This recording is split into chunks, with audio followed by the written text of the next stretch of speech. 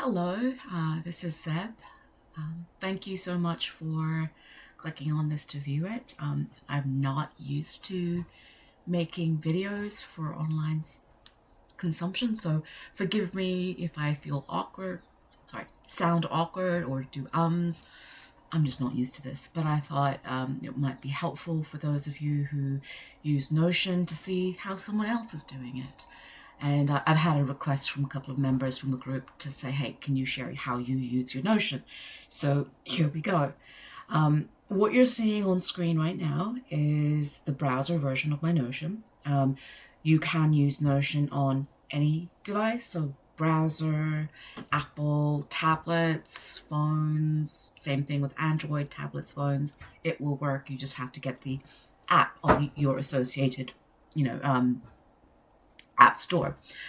Now, when you're setting up your Notion, it is often easier just to do it through the desktop. So if you have access to the desktop, that's fantastic. If not, tablet would be the next best thing. Or if you just want to use one of the templates that are provided by, there's like two cross stitchers that I know of that provide stitching templates. You can just use those, load those up, and get straight into it in whatever app you're using. Now, I'm not going to show you how to, download those templates, install those templates, set them up, because the two in question, Stitchy, Nati, and Frizzy, Lizzy, they have great tutorials on their floss tubes, and I will provide links to the templates that they have and their floss tubes in the comments, so please make sure you check those out.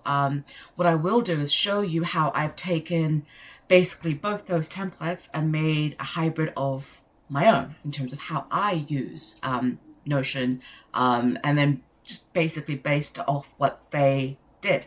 Now, obviously, because one of them, Stitchy, is a paid template, very cheap, totally worth it, worth the price, especially as she's constantly developing it. Because obviously it was a paid template, I can't share mine with you because I want to respect the work that she did. But I can show you how I've done things, and you can, like, as you start having it play, you can tweak it, and figure out what works for you. So we'll get started. On the screen, obviously, you have a nice banner image of a photo I took a few years ago, and I thought it would look nice on Notion. You can customize the banner image of each of your pages. You can customize a little icon, and obviously you can give it a title. I just called mine Zeb Stitchy Things because I'm not that creative. But we'll get started. We'll keep going down. Now, on here, this is like my landing page, my home page, if you will, and on there I have a count of how many whips I have, and it's a nice visual for me to see. Okay, it's important for me to get my whips down this year, so I really want it to be in my face that, hey, this is how many whips you have. Now, this automatically updates based on the status of my whips. So say, for example, this particular one, Do What You Love, this will eventually be a finish in the next day or so. So all I would do is just remove the flag on this to say, hey, I've finished this. And what I'll do, when I remove the flag, this number will automatically update and go down to 45. If I add a new project, like I start a new project, I just have to turn the flag on and it'll put that number up for me. Now, on the right hand side here, we have these toggles. So my 2025 plans, my shopping lists, and my links. Now, these aren't things that I use on a daily basis because they're just more as reference information. So I don't want them cluttering up my screen. I don't want them taking up too much space. That's why I have them as these toggles. But I can quickly, as you can see, you can put within these toggles, you can put in checkboxes, sub toggles with more checkboxes. So in this example, overall arching goals for 2025 is to finish my memorabilia, get down to 30 whips or less, and get at least 100 stitches on all my whips, or the whip is finished. And if I drill down, I can see what are my monthly goals.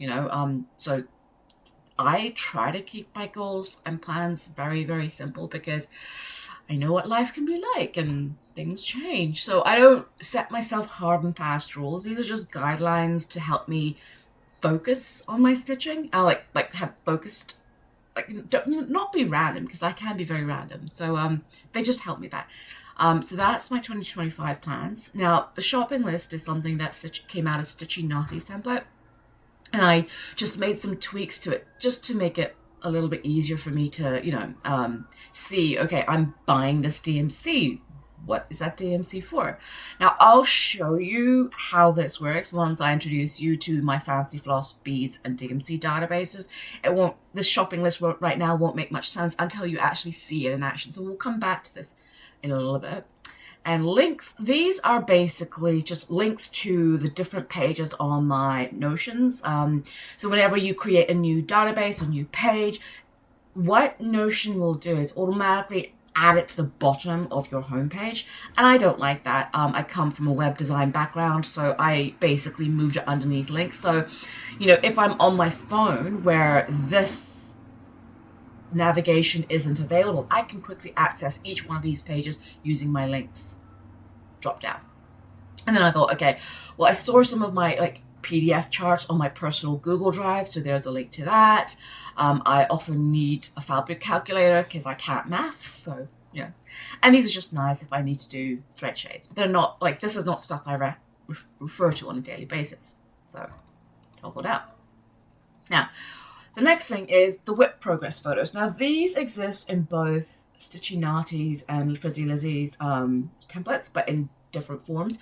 I tweaked mine just a little bit, just obviously because to suit my needs. It's nice for me to see my progress over the last X number of days. You can change it to 30 days, 40 days, however you want. I just thought 14 days.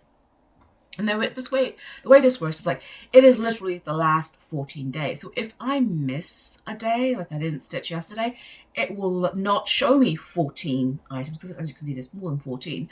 But it will it will actually just show the last 14 days worth of stitching. So some days, if say for example I stitch on two things, like on the 30th.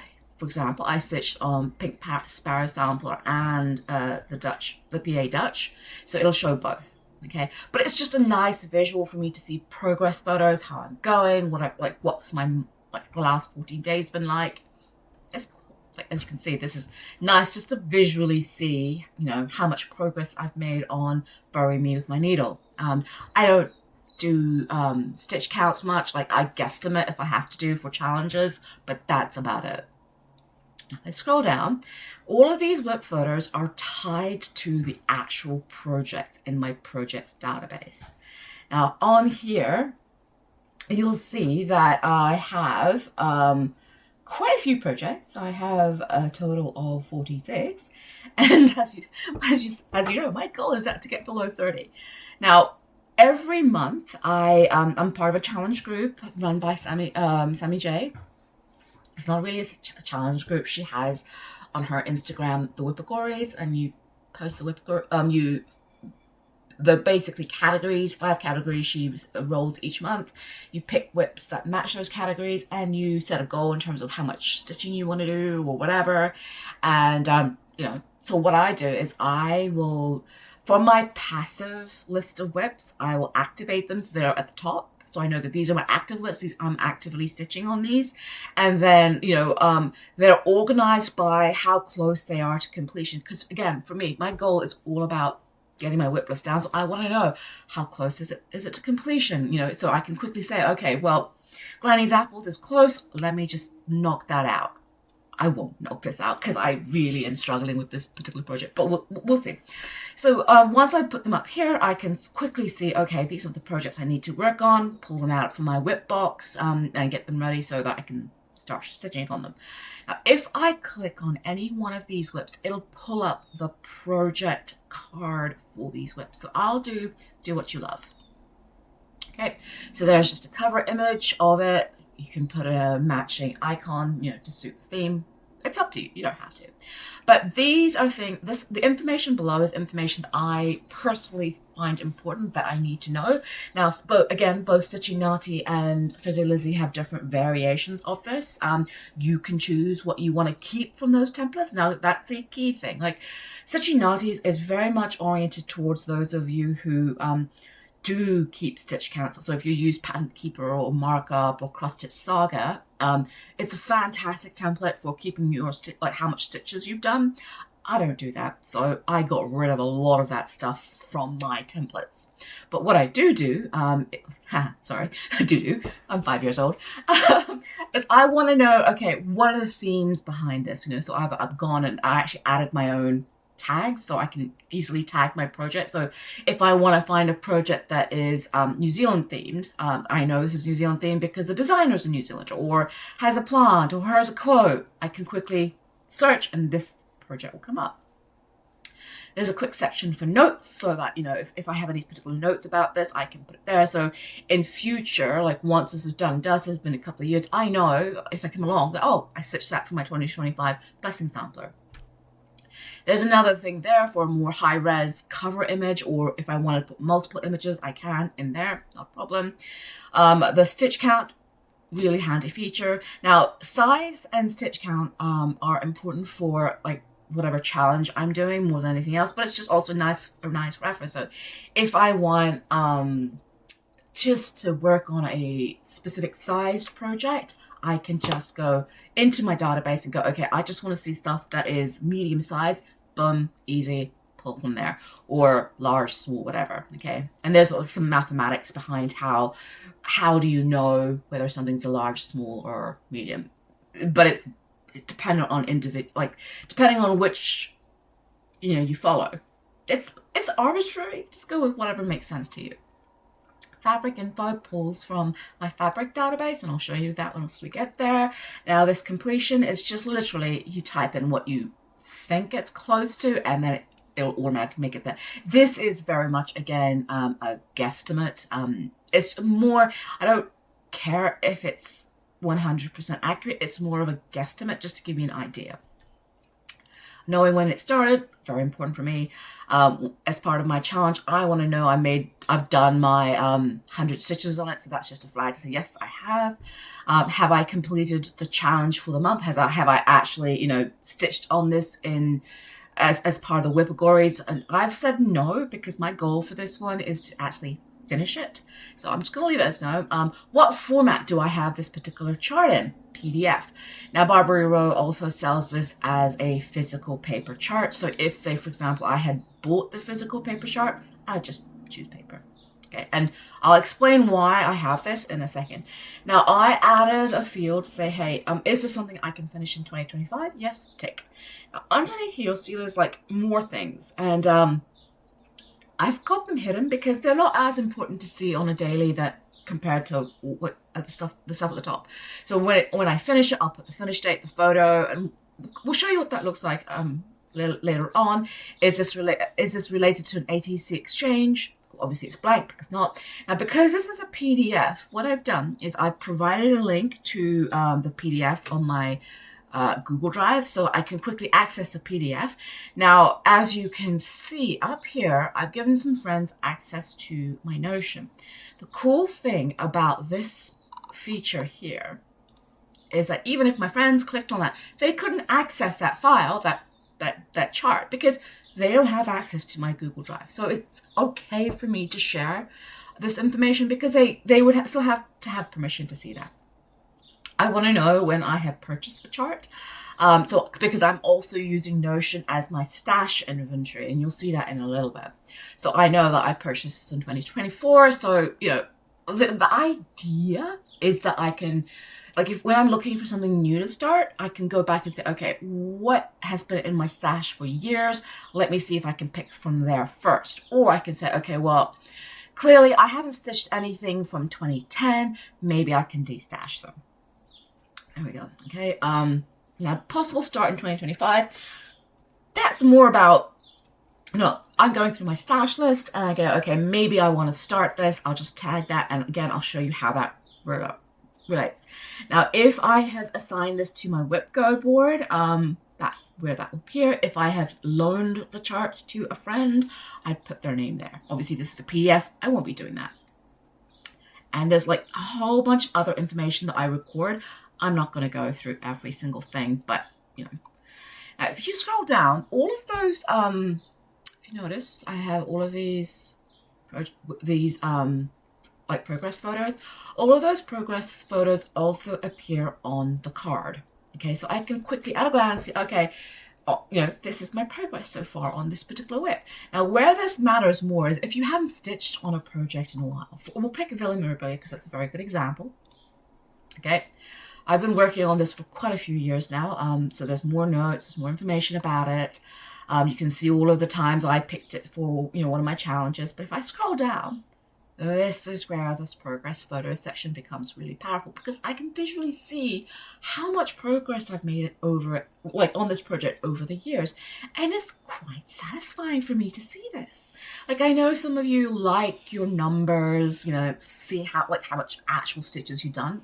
That's great. But for me, I actually want to visually see, oh, wow, okay, this is the difference between then and now. And, you know, that's what appeals to me. So that's how I've designed this. So obviously I'll show the most recent update up here at the top. Now, if there are conversions, I can just add the conversion information there as well. Now, that's the project card in a nutshell. Let me show you what that project card looks like when it's finished. Now, underneath projects here, you'll notice that whips is selected, but there's more options up here. These are all what we call views of your project's database. So these are different views of the same information, just cut and sliced in different ways to show information in a different way. It's all the same information that I've collected, but I'm just showing it in a very specific way. Now, if I go to gallery, this is my, I just want to look at what I've got page, you know. I can literally just scroll down and see pictures of everything in, like, my whips, the charts in my stash, everything, right? I'm a visual person, okay? Give me a break, right? Now, wish list. This is the stuff that I would like to, you know, own one day, maybe, you know. Brenda Reserve is very hard to get here in New Zealand, which sucks, but, you know, this is just my wish list because it's nice to, for me, because I'm also a collector, it's just nice to have a visual of what I'm after, you know, if I come across it in the wild. Now, the cool thing is, once it hits my wish list, there's actually a flow. Now, say, for example, Bear Gathering. I actually know that I have this now because, thank you, Catherine. She had that as part of Nanamo's sale. I can come along here, click on that, and I can go, okay, well, I did get that. So that is now in stash. I'm going to change that, remove that, and go in stash. And I know that that's a kit. So I'm going to go there in stash. It's going to go to a large because I know that's large. I'll come back and look at that later. The format is paper. That's fine. I can say that I purchased that in 2024. Where is my purchased on 2024? I'll leave that for now because everything else I can fill in when I get started. Notice how it's disappeared from there. Now, once I, like, say, purchase a wishlist item, I do all of that. I then go to the in stash, and this actually tells me what I have in stash. And as you can tell from here, I have it grouped to show me, is it a kit? Is it a paper chart? Is it in a magazine? Is it a book? You know, like, I choose, or is it like, do I have that chart as a PDF? You know, I choose how I want to display, like, view this information. So if I go to kit, I can see, okay, by the way, this is not my entire stash. I'm slowly adding to this. It's a big job. So yeah, it's not everything. So I can see that I have, like, I can quickly come along and see what kits I have. I can see what paper charts I have, and so on. And the cool thing about Notion is that once it's in there, I can then go, okay, well, I want to see what charts I have that are, say, like, for some of these, I have put tags against them. For some of them, I haven't. So if I come along here and go flower, I just want to see what comes up.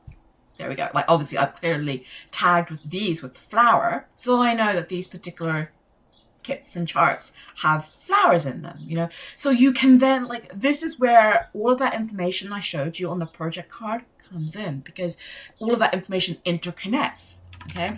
So I'll do that just to refresh. So, you know, I can search based on how I've tagged things, or I can search and say, okay, I want to know what are large projects. There we go. It's filtered and showed me everything that's a large project. You get the idea, right? Okay, so that's in stash. Now, say for example, I want to flag Angel Bounty as a planned start. I would then go and tag that, planned and start 2025 here, and then underneath planned start, boom. It's going to show me everything that I flagged as a planned start for 2025. Now, that's the key thing. Planned start doesn't mean I will start it. I just want to have a, like, hey, this is what's really appealed to me. I really want to start it. Will I? Don't know. But it's also a great way for me right now to see what's kind of, what my kind of style is right now, what I'm really enjoying stitching. It's giving me a good idea of, what's in stash that I might not want to keep. But I still have to work through this and add everything into plan start so I can actually see what I want to keep, what I want to start. Okay. And then when I start it, obviously you'll see there was a start date. I can see here underneath here started what I've actually started and when I started and how many I started that year. It's a nice data point for me to see, okay, 2023, I actually started 36 projects.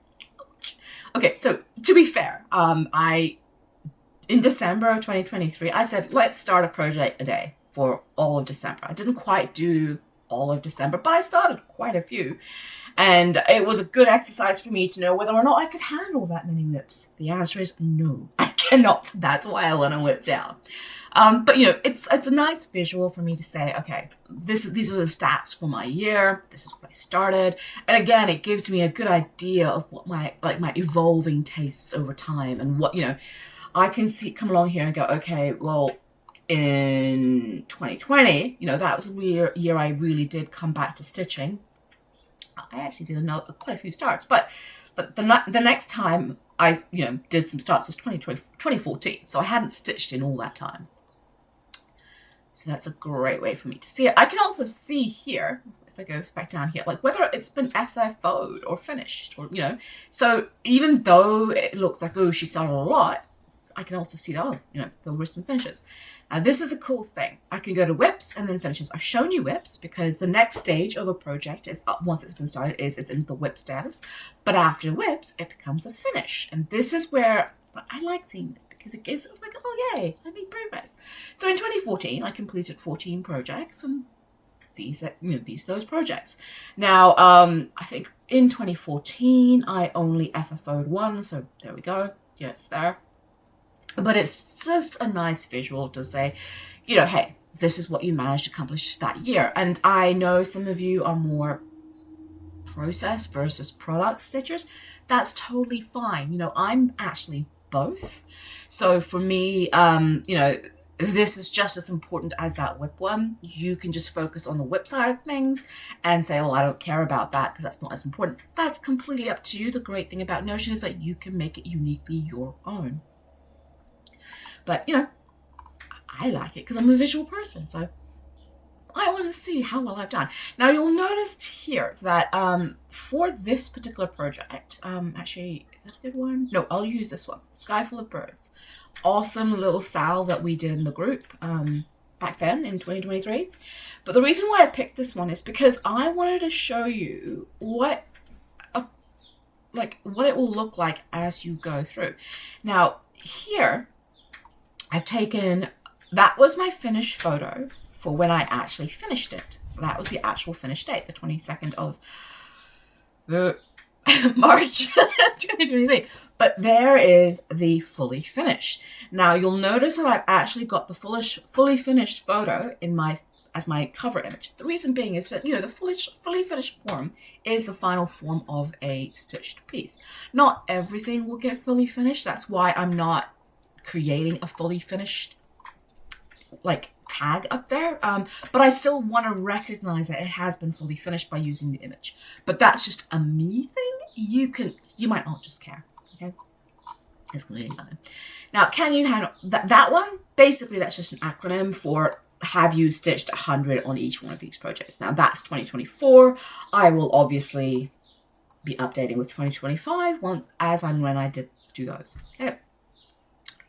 Potential 2025 finishes. Now, this is a new view that I created because again, I really want to get some stuff finished. So I've got, like, I basically went and flagged a whole bunch of those whips that I have and said, can I possibly finish these in 2025?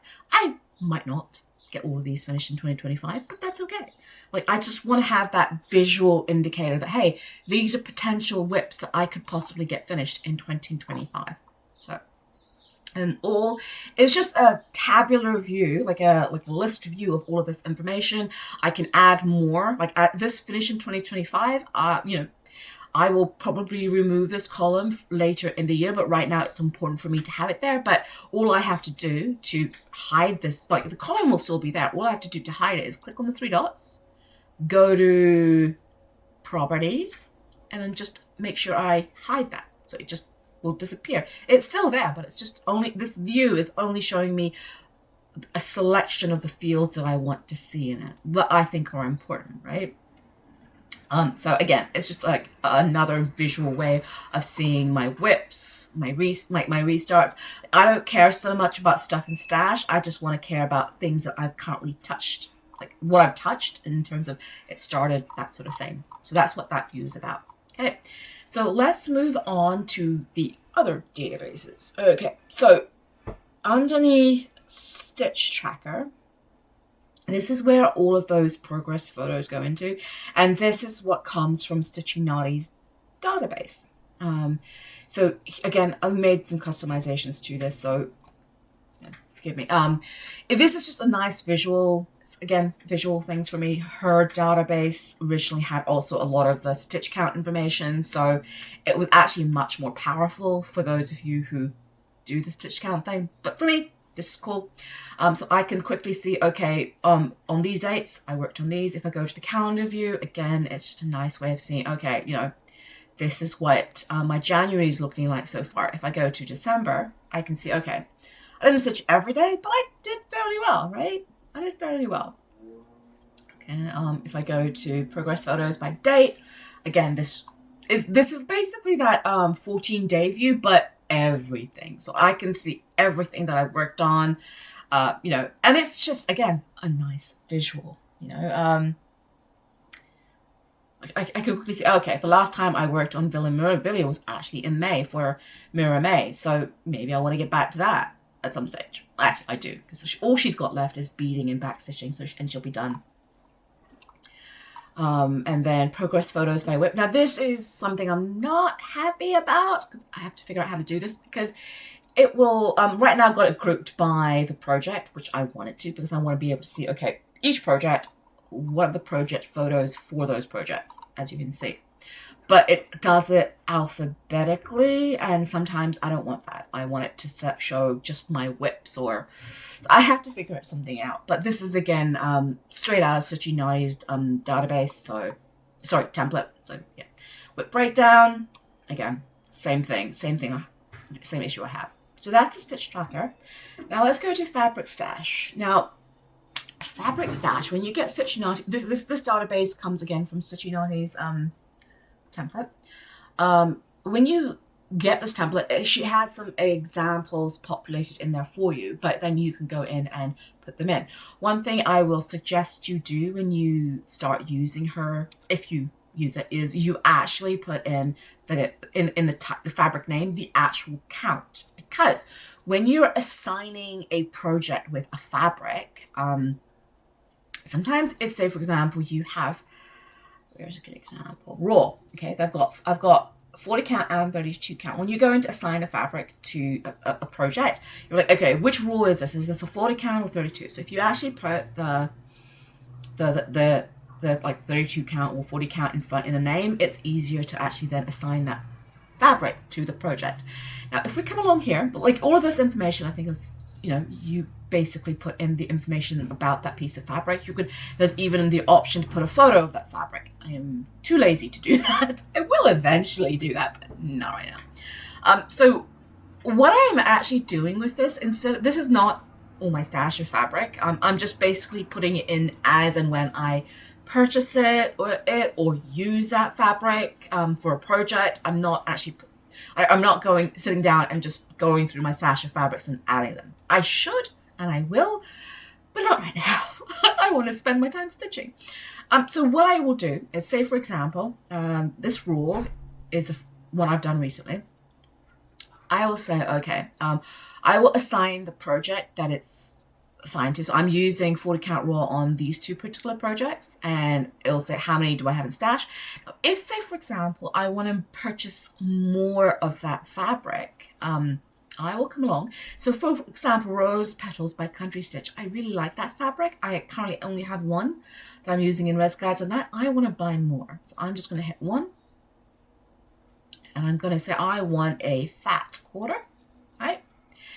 And I'm just going to say I have 1 in stash because that's literally what I'm using for Red Skies at Night, okay? And then, because I've said I want to buy a fat quarter of that fabric, if I come along back up here to my shopping list, there it is, right? I can see exactly all the information I need. I know that I want a 40 count version of that, you know, and so on. Go back to fabric stash. I can even see, like, there's a lot of information you can have about your fabric in here. Now, this is the cool thing here. See how it does this? This is something that, I can't remember if Stitch Nati's database does. Yeah, no, it does. It does. Does it? I don't know. When you get it, you'll figure it out. But I really like the way this information is displayed, and Notion gives you the ability to take information from one column and add it to the information in other and display it in a separate like field like this. So then what happens is when I go to that particular project, if I go to Away We Ride, for example, that's like when I look at fabric info, I don't have to scroll down here and then go, okay, it was cappuccino, and then click on cappuccino to see what count it is. It will just tell me this is 36 count cappuccino linen from Country Stitch, right? So all the information is in one place, right? So that I like that. So that's the fabric. And again, this is cool because I can quickly, and obviously when I add my fabric stash to here, I can quickly shop from here instead of going to my boxes of fabric and trying to figure out, you know, which one I want to use. I can say, okay, I need a blue, boom, like filter by blues, and I need it to be in the count, whatever. And okay, then I can quickly see what I have in stash. You know, that is where this becomes really powerful. Now let's go to DMC 6 Giant Stash. Now this came from Stitchy Nati's template. Fantastic because she's got all the numbers there for you, right?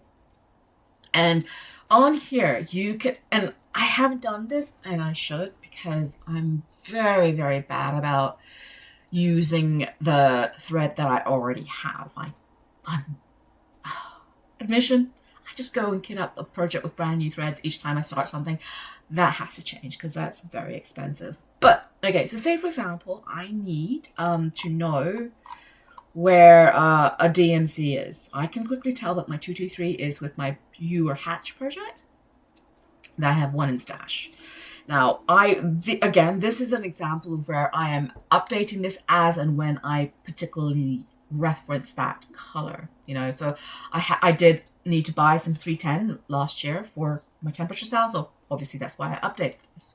But I need to go through and do it for all of those colors because I know I have a full list, like a full master list. Sorry, full master list of floss now. But say for example, I need to go and purchase more of 168. Okay, all I have to do is click on 1. Say I need 1 skein of 168. You can put as many as you like. And if I go back up here to my shopping list, I can see, oh, what happened? Back here, did I actually do that? 168. Oh, I put it in stash. I'm an idiot. Oh, 168. 1, right? Cool. Go back to my shopping list. There we go. I can see, okay, I need to buy 1. So when I go to Ribbon Rose, which is my local needle store, or if I shop online, I can just say, okay, I need to add 1 skein of DMC 168. But the cool thing about this particular shopping list that I don't think is in Stitchy Nati's version, but I wanted to add it, is I wanted to say is which project is this associated to, so I can then select which project is associated to. That way, this is a cool thing, when I then say I bought this, I can automatically have that project that DMC assigned to that project on the project card, as well as see where that particular DMC is when I look at the floss list. Okay, but I'm not going to do that because I don't need to purchase that particular piece now. So let me just go change that. DMC 168. Just delete that. Okay, so that's a floss list. Again, all of these numbers are pre-populated for you, which makes it really easy. Now, fancy floss stash. So if you use floss that isn't DMC, I would like to get an anchor database in here as well, because I really want to start investing in anchor threads because they're lovely.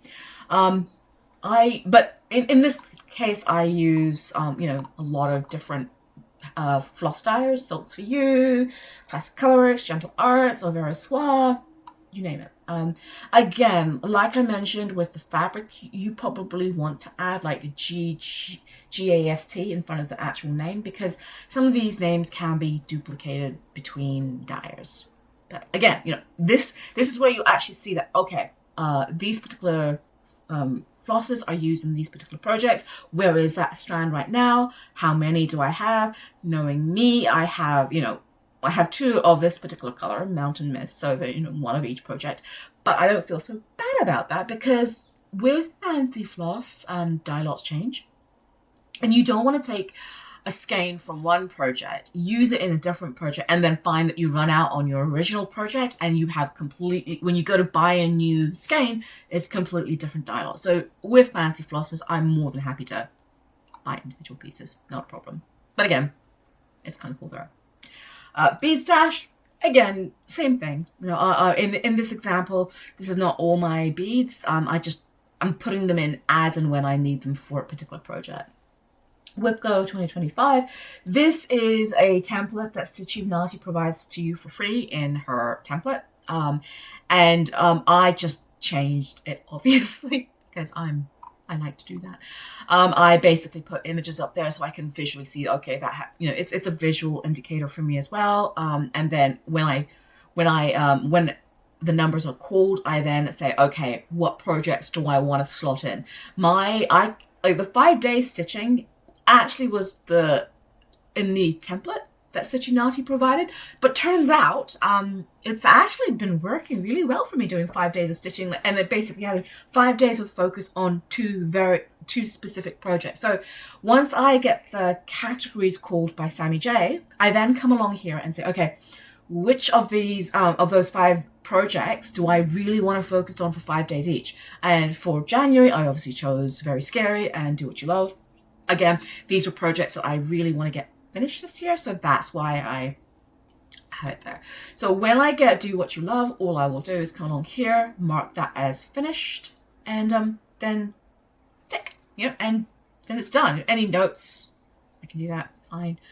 So that will turn green. And this is a nice sort of visual board for me, and up here I've said, okay, what's my bingo reward? Buy something nice for yourself, because this year, again, I'm not looking to spend too much. I'm not going to any retreats or anything like that. There's nothing really that's calling my name as far as buying stash. So I thought, buy something nice for yourself because you're allowed to. Now, let's go to